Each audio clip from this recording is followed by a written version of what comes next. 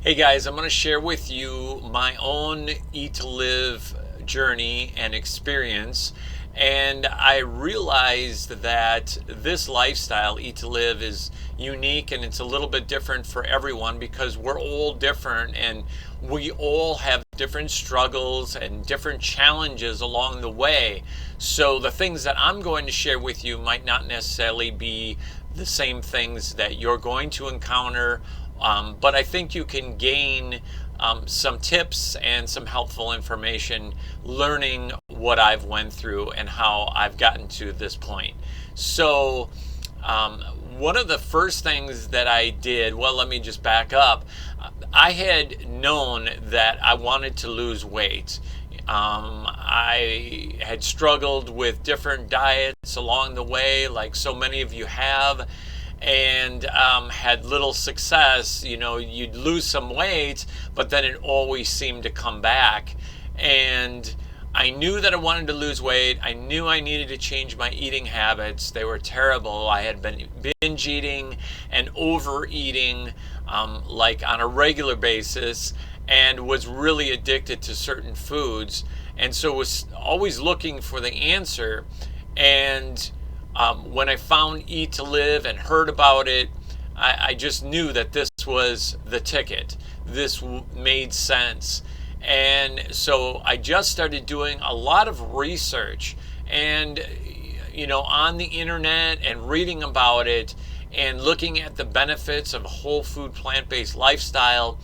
And then I picked up the book Eat to Live by Dr. Joel Fuhrman, and developed a plan. I read it. And one of the first things, though, that I would suggest is you really have to develop a mindset. That's what I did. I made a decision that this was something I was going to do. You have to be determined. And when you've decided that this is something that is going to, that you're going to do in order to accomplish your goals, then the challenge becomes so much easier. And I also set a date. So I think, if this was, say, like, and I can't remember, it's been quite a while now, like since about 2003, since I started this journey. But if it was on a Thursday or a Friday, let's say I just got everything in place that I needed to in order to be successful to start this, say, on Monday. So that come Monday, I had all the tools, all of the things in place I needed. Dr. Joel Fuhrman's book, I had read it, and I had gained all the information I needed, and to start fresh on Monday and start this lifestyle.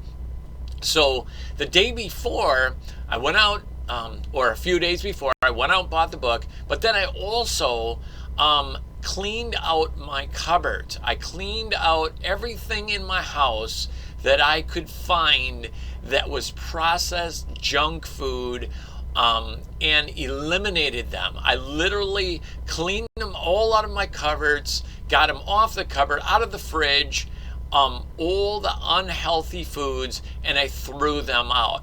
Now, I've heard that people have given them to maybe their neighbors or their friends or their family, some of these products.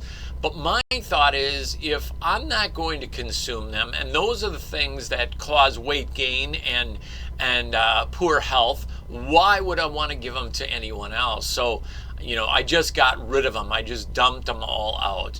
And then the second step is to then, from the book, go out and start buying all your whole foods. So make your list. I made a shopping list, and over the weekend, it probably was, I just went and filled my cart of all the whole foods that I would need in order to do Eat to Live. So stuff like, fresh greens, which would be, lettuces and spinach and maybe some chard, and fresh fruits of all various types and colors, fill up on them, beans and onions and old-fashioned oats and brown rice. And then I also bought plant-based burgers because that's how I started on this journey. Now, I'm not saying that plant-based burgers that are prepared and different foods are health foods, but they can help you when you're starting out in this journey. I didn't go personally, again, this is my own personal experience. I know Dr. Joel Fuhrman talks about the 6-week plan and recommends that. I didn't do it that way, and I was still successful. Again, I think you don't have to always go exactly by the book in order to be successful. I think there's several ways to get there. And so I still incorporated some plant-based burgers in my diet at that time. And when I had started, I was still struggling to give up chicken and milk. It took me quite a while before I was able to give up those foods. So you just do the best you can, but I bought plant-based burgers, nuts, and nuts such as almonds and walnuts and pecans and seeds. Seeds are incredibly healthy and powerful. So raw sunflower seeds, make sure to get raw, unsalted, no oil, pumpkin seeds, chia seeds, flax seeds, all of those, amazing foods. So I stocked my cart, brought them home, and put them in my house. And I also put them on the cupboard. I think this is very important. This is a great tip. Put them out in front of you on the cupboard. Surround yourself with these foods, because then you're going to be reminded every day, oh yeah, I'm doing Eat to Live. This is what I need to eat. So it's easier than if they're all put in a cupboard or in the fridge, and you kind of forget about them, because they just help to remind you.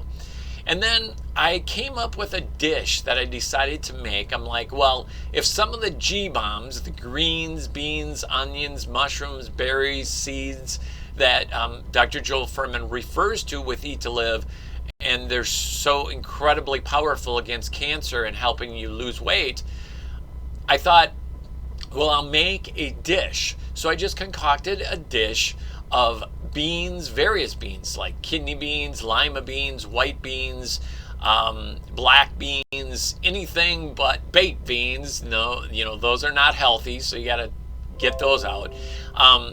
Don't include those, but the brown rice, and then frozen broccoli. I would steam broccoli, carrots, and cauliflower. I would buy them in the bags, and they're relatively inexpensive.